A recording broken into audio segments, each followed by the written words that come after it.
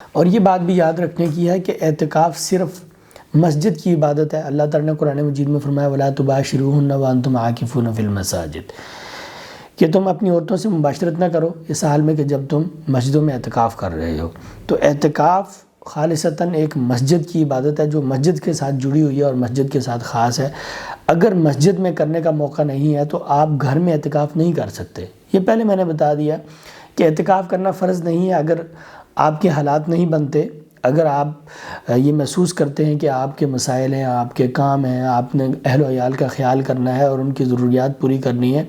آپ نے گھریلو کام کاج کرنا ہے، تو آپ اعتکاف نہ کریں۔ اعتکاف فرض نہیں ہے، لیکن اگر آپ نے کرنا ہی ہے تو پھر اس جگہ پر کریں جو اس اعتکاف کا مقام ہے، جہاں پر یہ سنت ہے اور جہاں کی فضیلت ہے، یعنی مسجد۔ آپ مسجد میں اعتکاف کریں۔ اسی طرح بعض لوگ یہ پوچھتے ہیں کہ کیا خواتین گھر میں اعتکاف کر سکتی ہیں؟ تو گھر میں اعتکاف نہیں کر سکتی۔ نبی کریم صلی اللہ علیہ وسلم اور آپ کی ازواج مطہرات کے متعلق آتا ہے، صحیح بخاری مسلم وغیرہ میں حدیث ہے کہ نبی کریم صلی اللہ علیہ وسلم مسجد نبوی میں اعتکاف کرتے تھے، اور آپ صلی اللہ علیہ وسلم کے بعد آپ کی بیویاں ازواج مطہرات رضوان اللہ علیہم اجمعین وہ آپ صلی اللہ علیہ وسلم کی جگہ پر اعتکاف کرتی تھیں۔ اور نبی کریم صلی اللہ علیہ وسلم کی زندگی کا بھی ایک واقعہ ہے، وہ بھی صحیح بخاری وغیرہ کے اندر ہے کہ نبی کریم صلی اللہ علیہ وسلم سے ایک مرتبہ آپ کی بیوی حضرت عائشہ رضی اللہ تعالیٰ عنہ اور حفصہ رضی اللہ تعالیٰ عنہ یا بعض دوسری بیویوں نے آپ سے اجازت چاہی کہ کیا ہم مسجد میں اعتکاف کے لیے بیٹھ جائیں، تو نبی صلی اللہ علیہ وسلم نے ان کو اجازت دی۔ انہوں نے خیمے لگا لیے۔ ان کے خیمے لگانے کو دیکھ کر حضرت زینب رضی اللہ تعالیٰ عنہ نے بھی اپنا خیمہ لگا دیا بغیر پوچھے۔ جب نبی کریم صلی اللہ علیہ وسلم نے صبح دیکھا تو 4-5 یا زائد خیمے لگے ہوئے تھے، تو آپ صلی اللہ علیہ وسلم نے پوچھا کہ یہ کس کے خیمے ہیں؟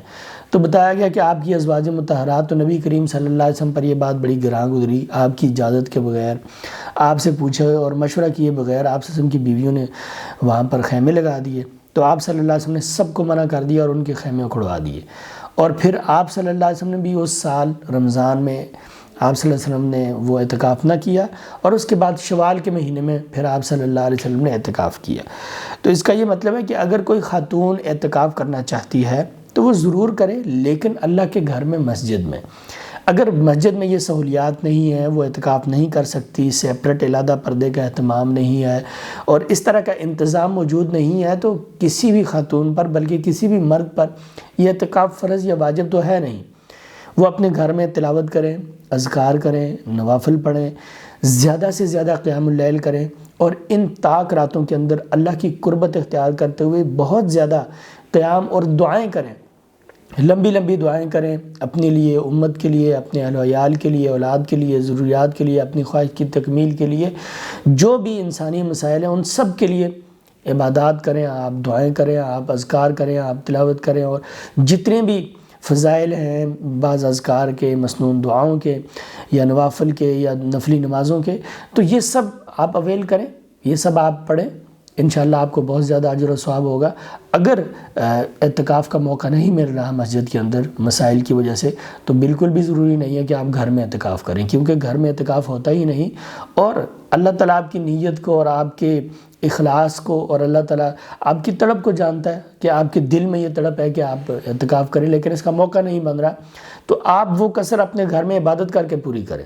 آپ اذکار کریں، آپ تلاوت کریں، اور آپ زیادہ سے زیادہ گھر میں اجر و ثواب اور نیکیوں کے کام کریں، انشاءاللہ اللہ تعالیٰ آپ کو اجر و ثواب عطا کرے گا، بجائے اس کے کہ ایک چیز سنت ہی نہیں ہے، مسنون ہی نہیں ہے، اور اس کی اجازت ہی نہیں ہے، اور اس کی مثال ہی نبی کریم صلی اللہ علیہ وسلم کی زندگی میں نہیں ملتی کہ کسی خاتون نے گھر میں اعتکاف کیا ہو۔ تو آپ ایک ایسا کام کریں کہ جس میں گناہ کا شبہ ہو، جس میں بدعت ہونے کا شبہ ہو، تو آپ وہ کام کیوں کر رہی ہیں؟ آپ کو چاہیے کہ آپ تلاوت، اذکار اور عبادات کے ذریعے سے آپ اللہ تعالیٰ کی قربت اختیار کریں، اور آپ شک و شبہ والی چیز سے دور رہیں۔